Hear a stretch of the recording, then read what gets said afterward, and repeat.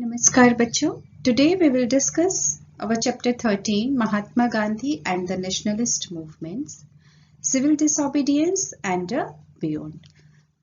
This is our 13th chapter of NCERT book, third, and the writer of this chapter is a very well-known historian, Ramachandra Guha.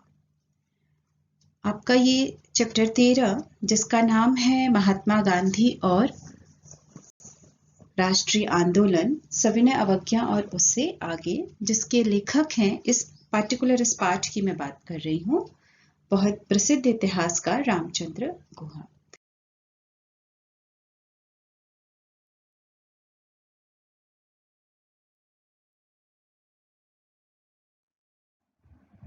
जैसा कि हम पहले ही discuss कर चुके हैं कि जब गांधी जी ने चौरी चौरा की घटना के बाद नॉन कोऑपरेशन मूवमेंट को वापस ले लिया, उसके बाद गांधी जी और उनके बहुत सारे समर्थकों को जेल भेज दिया गया. और इस बात के लिए गांधी जी की कई लोगों ने काफी आलोचना की, तरह तरह के आरोप भी लगाए गए कि गांधी जी शायद असफल रहे, या जब आंदोलन अपने चरमोत्कर्ष पर था तब गांधी जी ने इसको वापस लेके बहुत बड़ी गलती की, और गांधी जी किसी काम को पूर्णता से नहीं कर पाते हैं. तो इस तरह के तमाम आरोप जो कि हिस्टोरियन ने उसकी तरह तरह से व्याख्या की है, और हिस्टोरियंस का मत है कि कोई भी जन आंदोलन जो कि बहुत दिन तक नहीं टिकता है, इसलिए उसका एक समय के बाद उसका समाप्त होना भी उतना ही आवश्यक है. और दूसरी बात है कि जिस तरह से वायलेंस की घटनाएं आ रही थी सामने, तो ऐसा ना हो कि जो जनता है वो वायलेंट हो और उसकी जो प्रतिक्रिया सरकार की तरफ से आए और एक ऐसा हादसा हो जैसा कि पिछली बार हो चुका है, जलियांवाला बाग मैसेकर हम देख चुके हैं, कि जनता का उत्साह हमेशा के लिए खत्म हो जाए. तो यह भी एक कारण हो सकता है जिसकी वजह से गांधी जी ने आंदोलन वापस लिया. तो ये अभी भी विवाद का विषय है और इस पर तरह तरह के मत हो सकते हैं. जब गांधी जी को अरेस्ट कर लिया गया और गांधी जी की पेशी हुई तो जज के समक्ष, तो जज ने उन पे जो चार्जेस लगाए गए गांधी जी के ऊपर, जिस ये जो कंटेंट है यहाँ पर जो स्लाइड में, ये एग्जैक्टली उस टाइम में गांधी जी ने जो अपना स्पीच दिया अपने ट्रायल के समय में 1922 में, उस स्पीच का हिस्सा है. ये आपकी किताब का या आपके सिलेबस में ये नहीं है, लेकिन आपके इंफॉर्मेशन के लिए कि इस स्पीच को पढ़ने के बाद अगर आपको मौका मिले तो आप इसको ज़रूर पढ़ें. बिब्लियोग्राफी में मैं आपको इसका रेफरेंस दूंगी, तो आपके व्यूज़ बहुत क्लियर होंगे कि वास्तव में गांधी जी क्या सोचते थे. और एक प्रश्न भी अक्सर आता है, आप लोगों से पूछा जाता है कि क्यों गांधी जी जो सहयोगी थे वो बाद में असहयोगी क्यों हो गए, Y Mahatma Gandhi become non cooperative. Mahatma Gandhi ने अंग्रेजी सरकार के साथ असहयोग करना क्यों शुरू कर दिया. और तो इन तमाम सवालों का जवाब, और इसके अलावा गांधी जी ने नॉन कोऑपरेशन मूवमेंट क्यों शुरू किया, तो इन तमाम सवालों का जवाब जब हम इस स्पीच को पढ़ेंगे तो काफ़ी हद तक क्लियर होगा. और साथ में हमें गांधी जी के बारे में तो जानने को मिलेगा ही, और उनके जो विचार हैं उनसे हमें ये भी पता चलेगा कि किस तरह से गांधी जी जन नेता के रूप में हमारे सामने आते हैं और वो जन नेता कैसे बनते हैं. तो जब उन पर मुकदमा चलता है और जज उन पर आरोप लगाते हैं कि चूंकि आपने जो सरकार है उसके खिलाफ आपने काम किया है, सत्ता के खिलाफ काम किया है, लॉ एंड ऑर्डर को आपने ब्रेक किया है, और इसके अलावा जिस तरह से आपने आर्टिकल लिखे मैगजीन यंग इंडिया में, 3 आर्टिकल का जिक्र किया है यहाँ पर, सितंबर 29, दिसंबर 15 एंड फरवरी, उससे जो है आपने जो लॉयल्टी है गवर्नमेंट के खिलाफ उसको भी आपने ब्रेक किया है और जनता को भड़काने का काम किया है. तो इन तमाम जो आरोप आपके ऊपर लगे हैं तो उसके तहत आपको सजा सुनाई जाएगी, और गांधी जी को सजा सुनाई गई थी. 6 साल की कैद की सजा। गांधी जी को इन सारी बातों के बाद गांधी जी को बोलने की बारी आई। गांधी जी से कहा गया कि आप जो है अपनी बात को रखें। तो गांधी जी ने उन सारे चार्जेस को जो गांधी जी के ऊपर लगाए गए उनको गांधी जी ने सहर्ष उसको एक्सेप्ट किया। और गांधी जी ने ये भी कहा कि मैं चाह कर भी अपने आप को, जो बॉम्बे में हुआ, जब प्रिंस ऑफ वेल्स आए, या जो मद्रास में वायलेंस हुआ, या जो चौरी चौरा की घटना हुई, मैं चाह कर भी मैं अपने आप को उससे अलग नहीं कर सकता हूँ। मैं अपने देशवासियों ने जो भी किया मैं उसकी जिम्मेदारी अपने कंधों पर लेता हूँ। और सिर्फ इतना ही नहीं, कंधों पर लेता ही नहीं, फिर इतना ही नहीं, आगे देखेंगे आप कि इसके लिए मैं बहुत सॉरी फील करता हूँ और जो भी पेनाल्टी सरकार मुझे दे मैं उसको सहर्ष स्वीकार कर रहा हूँ, और मैं किसी भी दया की, क्षमा की बात नहीं कर रहा हूँ। और बहुत मतलब बड़ी से बड़ी पेनाल्टी अगर आप मुझे देना चाहते हैं, पनिशमेंट देना चाहते हैं, तो मैं इसके लिए तैयार हूँ। ये बहुत छोटी बात नहीं है कि एक व्यक्ति जो अपराधी की कैटेगरी में खड़ा है और जनता के द्वारा किए गए तमाम कार्यों की जिम्मेदारी लेता है और स्वीकार करता है, और जो भी उसको सजा मिलती है उसको भी वो स्वीकार कर रहा है, तो ये बहुत बड़ी ताकत है। और ये ताकत नॉन वायलेंस और ट्रुथ से ही आ सकती है, और कोई तरीका नहीं है। वायलेंट करने वाले व्यक्ति के पास इतनी ताकत आना मेरे हिसाब से तो मुश्किल है। तो ये गांधी जी की ताकत थी कि वो इस तरह से वो। उसके बाद गांधी जी ने अपने कार्यों के बारे में बताया कि किस तरह से गांधी जी जो ब्रिटिश सरकार थी उसके कार्यों, उसके कानून व्यवस्था पर आस्था रखते थे। कि गांधी जी कहते हैं कि 1893 में पहली बार जो उनका पब्लिक लाइफ शुरू होता है वो अफ्रीका से होता है, और वहाँ पर जो ब्रिटिश सरकार के साथ उनके अनुभव रहे वो बहुत अच्छे नहीं रहे, और उनको वहाँ पर ये महसूस हुआ कि एक इंडियन होने के नाते मेरे पास बहुत सारे अधिकार नहीं है। और जैसा कि हम साउथ अफ्रीका ऑलरेडी अपने फर्स्ट वीडियो लेसन में डिस्कस कर चुके हैं, लेकिन मैंने कभी भी इस सरकार के डिस्ट्रक्शन की बात नहीं सोची, और मैं ऐसा कभी नहीं चाहता था। और मैंने इस सिस्टम को, इस सत्ता का हमेशा सपोर्ट किया, उसके सपोर्ट में काम किया। और गांधी जी गिनाते हैं कि 1899 का जो बोअर वार था या फिर जुलू रिवोल्ट था, उसमें गांधी जी के वर्क को देखकर उनको मेडल दिया गया, कैसरे हिंद का गोल्ड मेडल मिला, ब्रिटिश गवर्नमेंट ने उसको रिकॉग्नाइज किया। उसके बाद जब वॉर के टाइम में जब ये अपील की गई कि वर्ल्ड वार चल रहा है और जो है आर्मी की ज़रूरत है, तो ऐसे में गांधी जी ने जो है बिना किसी चीज़ की परवाह किए गांधी जी ने मॉब को, गांधी जी ने यहाँ के लोगों को मोटिवेट किया कि वो इस टाइम पीरियड में सरकार का साथ दें, सत्ता का साथ दें। और तो ये जो सारे कार्य थे गांधी जी के, वो इस बात का प्रतीक थे कि गांधी जी को ब्रिटिश सत्ता में आस्था थी और उन्होंने सत्ता के समर्थन में काम किया।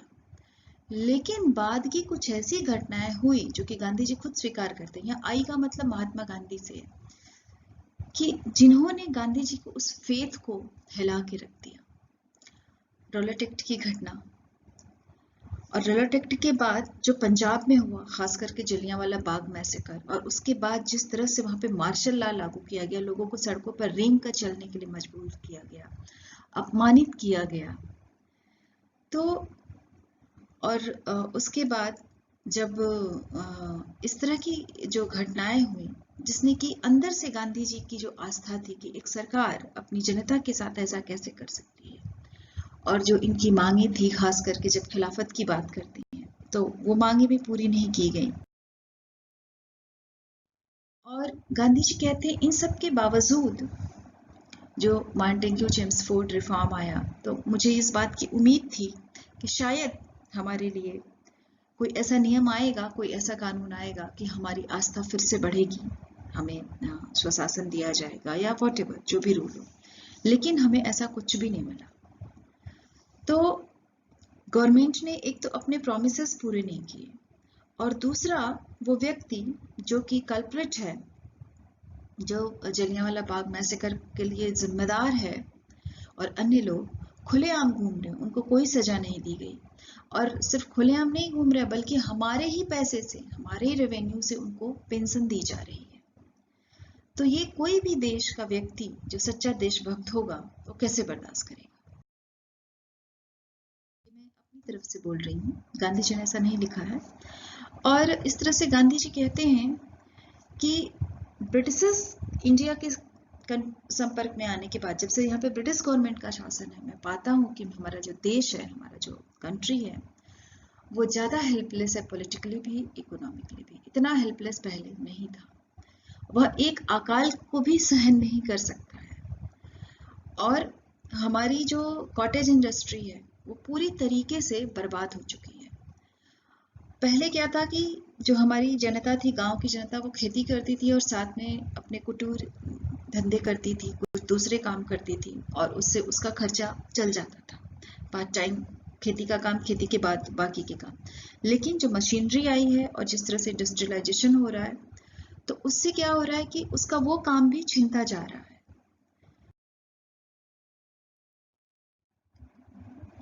और साथ में गांधी जी कहते हैं कि जो गवर्नमेंट है, जो गवर्नमेंट का कानून है, वो शोषण करने के लिए है। अगर मैं गलत बोल रहा हूं तो इसकी गवाह है कि आप हमारे गांव के गरीब, जो कंकाल जैसे जिनके शरीर के ढांचे हैं, आप उनको देख सकते हैं और उससे पता चलेगा कि वो किस स्थिति में है।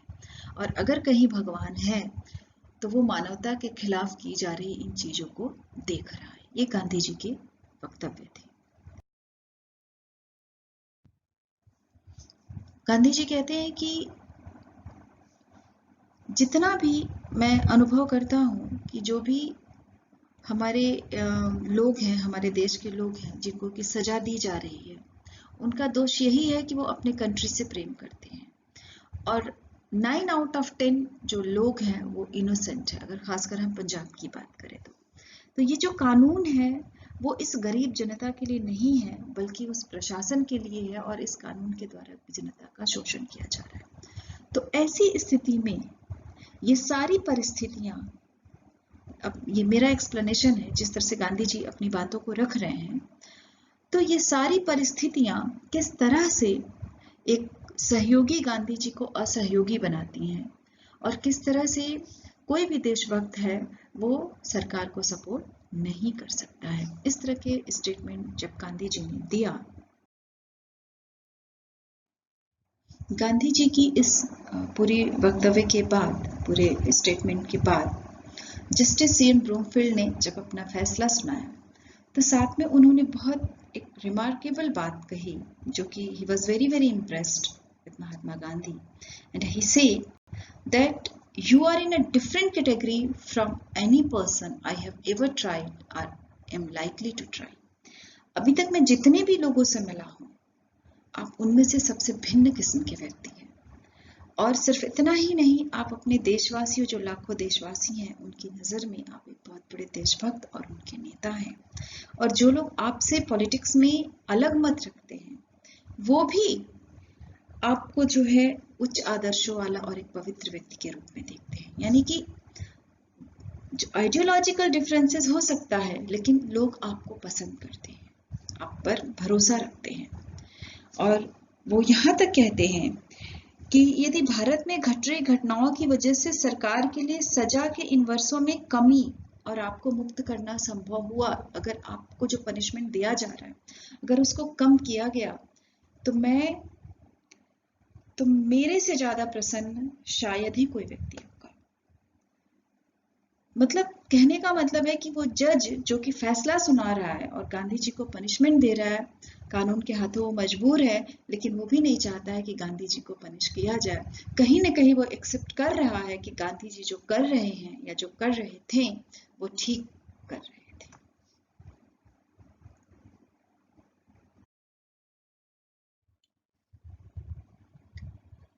जस्टिस ब्रूमफील्ड का दिया गया वक्तव्य और नॉन कोऑपरेशन मूवमेंट की तमाम सारी घटनाएं महात्मा गांधी को एक जन नेता के रूप में प्रतिष्ठित करती हैं। महात्मा गांधी जब 1915 में आए और 1915 से लेकर 1922 तक, 1916 में जो 1916 में महात्मा गांधी ने जो बीएचयू में अपनी स्पीच दी थी, तो 1922 तक हम देखते हैं कि गांधी जी ने काफी हद तक मैक्सिमम अपनी स्पीच को, जो उन्होंने वादा किया था, उसको पूरा करते हैं।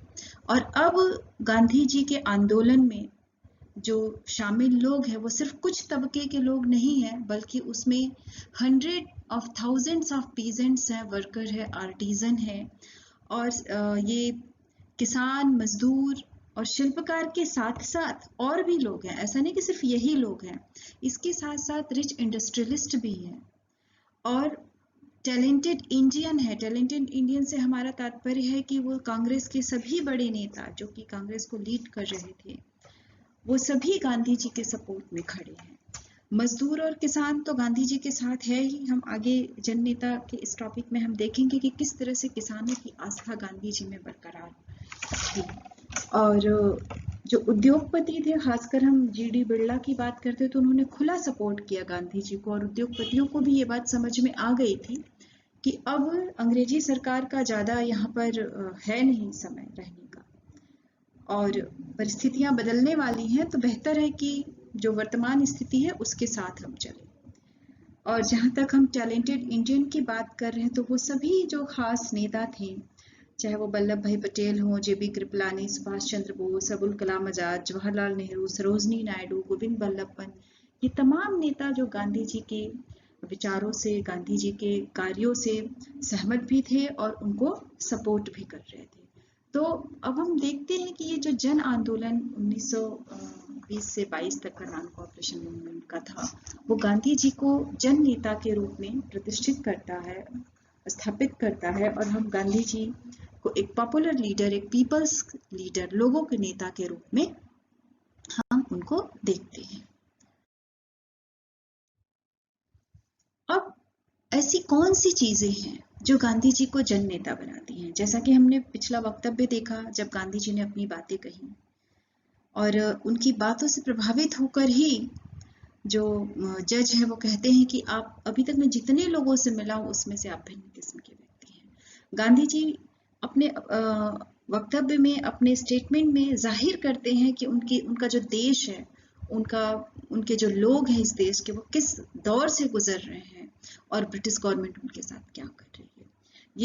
ये तरीका और ये फील गांधी जी को जन नेता बनाता है। साथ में गांधी जी द्वारा जो कार्य व्यवहार है, अब जो आमतौर पे जो नेता थे कांग्रेस के, उनका पहनावा, उनका बोलचाल का तरीका और उनका रहन सहन आम जनता से उनको रिलेट नहीं कर पाता था। गांधी जी ने न सिर्फ उनके बीच में गए, उनसे बातें की, बल्कि उनकी तरह उन्होंने अपना पहनावा चेंज किया। जब खादी की बात आई, गांधी ने कहा खादी और चरखा का प्रयोग करने के लिए, क्योंकि चरखा क्या है? चरखा स्वावलंबन का प्रतीक है, खादी स्वावलंबन का प्रतीक है।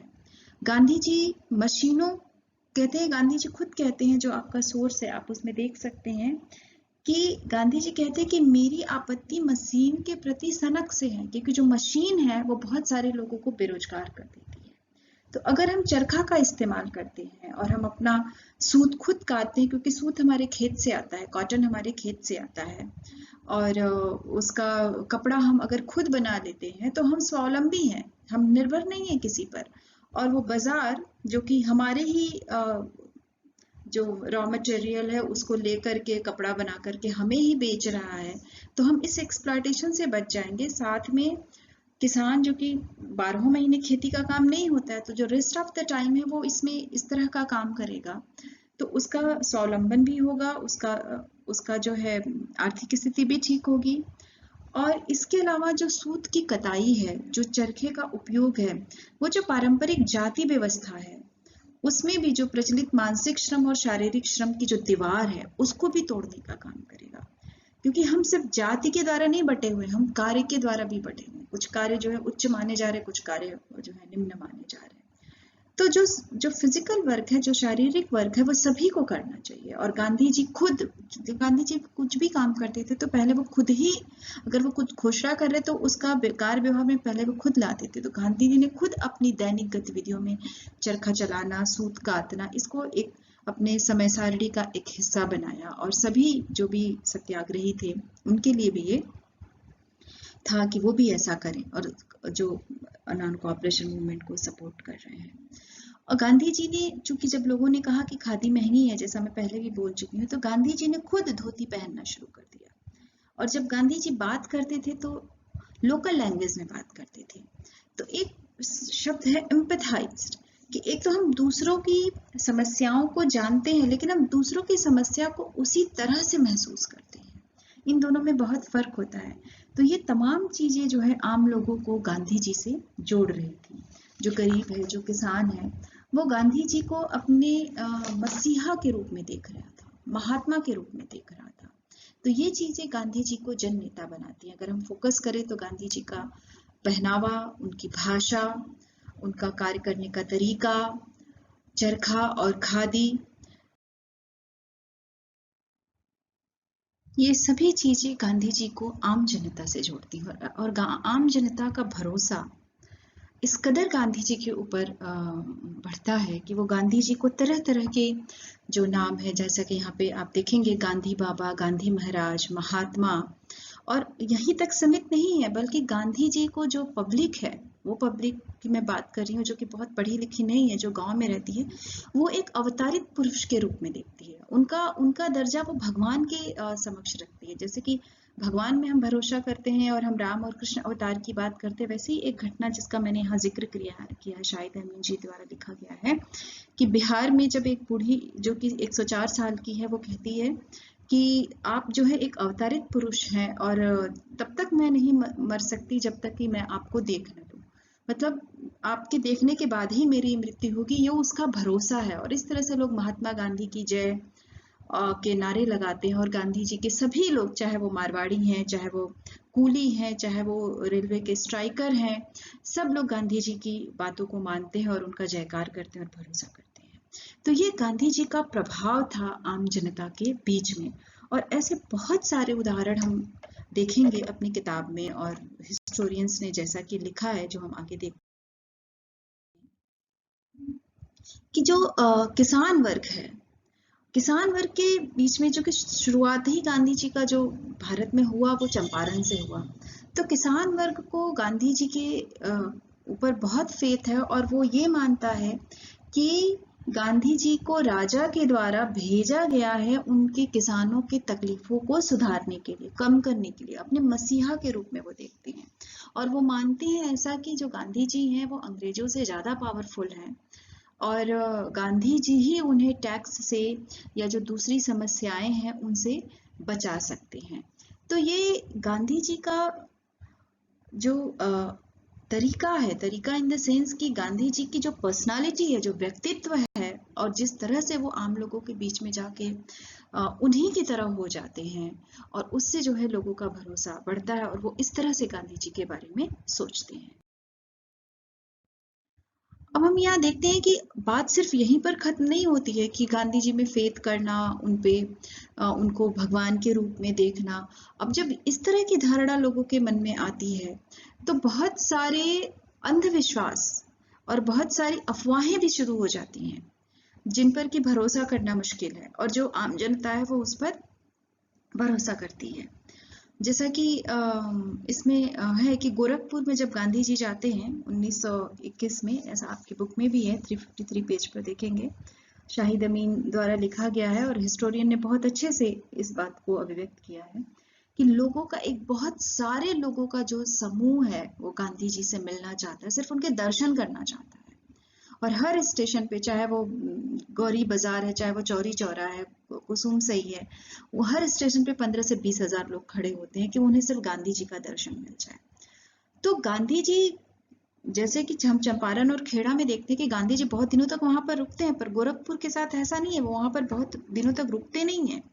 लेकिन जो उनकी महात्मा की उनकी जो एक छवि है वो लोगों के दिलो दिमाग में इस कदर बसी हुई है कि गांधी जी फिजिकली है या नहीं, लेकिन गांधी जी का जो प्रभाव है, गांधी जी का की जो महत्व है वो उनके अंदर विराजमान है। और इस तरह से तरह तरह अफवाहें भी जन्म लेती हैं। जैसे कि एक ये कहानी है, बस्ती गांव की एक औरत की कहानी है जिसमें कि उसके पति की डेथ हो जाती है और उसके पुत्र भी नहीं होते हैं, और 2 आम के पेड़ होते हैं। एक आम का पेड़ कट गया होता है और दूसरा सूख गया होता है, लेकिन 15 दिनों बाद फिर से उसमें नए पत्ते आने लगते हैं। और वो औरत कहती है कि ऐसा इसलिए हुआ क्योंकि मैंने मनौती मानी थी। जैसे हम भगवान की मनौती मानते हैं तो उस तरह से गांधी जी की मनौती मानती है। और ऐसे बहुत सारे किस्से वहाँ के जो लोकल पेपर है उसमें निकलते हैं कि मनौती मानने से, या गांधी जी द्वारा, कांग्रेस के द्वारा जो फंड स्थापित किया गया था उसमें पैसा जमा करने से ये चीज हो गया। जैसे कि हम लोग चढ़ावा चढ़ाते हैं भगवान को जब हमारे लिए हमारा कोई अच्छा काम होता है। तो ये सारी चीजें हम देखते हैं गांधी जी के बारे में। और जब भरोसा पैदा होता है, भगवान का रूप दे दिया जाता है, तो उसके साथ साथ बहुत सारी अफवाहें भी शुरू हो जाती हैं। और ऐसा गांधी जी के कंसर्न में भी हम देखते हैं कि जिस तरह से बहुत सारी ऐसी अफवाहें उस वक्त के प्रेस में या उस आसपास के गांव में चलती हैं जिस पर भरोसा करना मुश्किल है। जैसे एक सिकंदर साहू की घटना है कि वो कहता है कि वो गांधी जी में तब भरोसा करेगा जब उसके गुड़ का जो कड़ाहा है वो 2 भागों में टूट जाएगा, और ऐसा ही होता है। इसी तरह से एक जेंटलमैन है जो कि चरखा के इंपॉर्टेंस पे क्वेश्चन करते हैं और उनके घर में आग लग जाती है। तीसरा व्यक्ति है जो कि जुआ खेल रहा होता है, जब उसको गांधी जी का हवाला देके मना किया जाता है वो नहीं मानता है, तो उसकी बकरी को उसके ही कुत्ते काट खाते हैं। तो मतलब गांधी जी के नाम का जो इस्तेमाल है वो लोगों को नैतिकता सिखाने में भी किया जाता है। तो बहुत तरह तरह से लोगों ने गांधी जी को, खास करके ग्रामीण जीवन में लोगों ने गांधी जी को जो है अपनाया, जैसा कि हम देख रहे हैं। 1924 में जब गांधी जी जेल से रिहा होते हैं नॉन कोऑपरेशन मूवमेंट के पनिशमेंट के बाद, तो गांधी जी अपना सारा ध्यान सोशल रिफॉर्म पे लगाते हैं। तो गांधी जी जो एक राजनीतिक नेता के रूप में स्थापित हैं और गरीबों के लिए एक मसीहा के रूप में हम उनको जानते हैं, और इसी तरह से गांधी जी एक समाज सुधारक भी हैं। समाज में जो प्रचलित बुराइयां हैं, खास करके छुआछूत, जिसमें कि एक खास वर्ग को जो है मंदिर में प्रवेश की आज़ादी नहीं है, या फिर वो सार्वजनिक जगहों से पानी नहीं ले सकता है, बराबरी में बैठ नहीं सकता है, या चाइल्ड मैरिज की बात हो जब कम उम्र में बच्चों की शादियां कर दी जाती हैं, या औरतों के एजुकेशन की बात हो, या फिर जो और भी सामाजिक मुद्दे हैं, हिंदू मुसलमान की एकता की बात हो, तो इन सभी के ऊपर गांधी जी कार्य भी करते हैं और लिखते भी हैं। गांधी जी ने हमेशा प्रयास किया कि हिंदू मुस्लिम की एकता बनी रहे, और ये हमारे देश की सबसे बड़ी ताकत थी। लेकिन ये अलग बात है कि उसमें सफलता नहीं मिली। और स्वावलंबन, जिसके लिए गांधी जी ने खादी और चरखा का इस्तेमाल किया, कि हमारा जो श्रम को लेकर के हमारे यहाँ असमानता है, श्रम को लेकर के जो विभाजन है, जो पूंजी है, वो कुछ लोगों के हाथ में इकट्ठा ना हो, बल्कि सभी का उसमें समान साझेदारी हो। ऐसा ना हो कि एक बहुत बड़ा वर्ग अमीर है और एक बहुत बड़ा वर्ग गरीब है। तो इन तमाम कार्यों को पर गांधी जी अपना ध्यान फोकस करते हैं। इस तरह से हम गांधी जी को एक राजनीतिक नेता के रूप में, एक समाज सुधारक के रूप में, गरीबों के मसीहा के रूप में, हम इन किसी भी तरह से गांधी जी को समझ सकते हैं, स्थापित कर सकते हैं।